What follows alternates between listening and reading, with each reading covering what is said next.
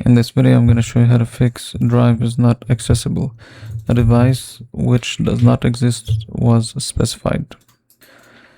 Now, once you do this, you want to go here and then find your drive. You will right click on it and then go to properties. So over here, you'll see the option where it says security.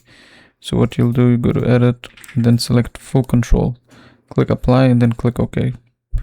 What you can also do is click add, and then here you'll go to advanced, find now, and then find your user.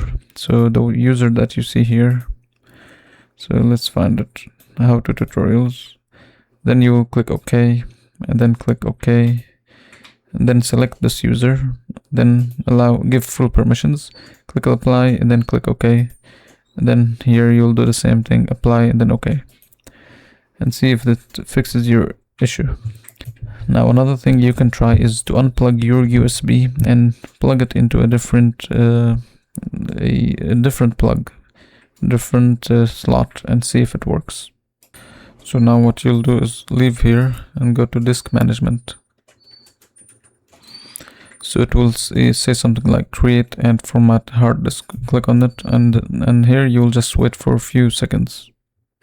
So over here you'll go to action and then go to rescan disks. Click on rescan disks, and after it's done you can check if it fixes the error.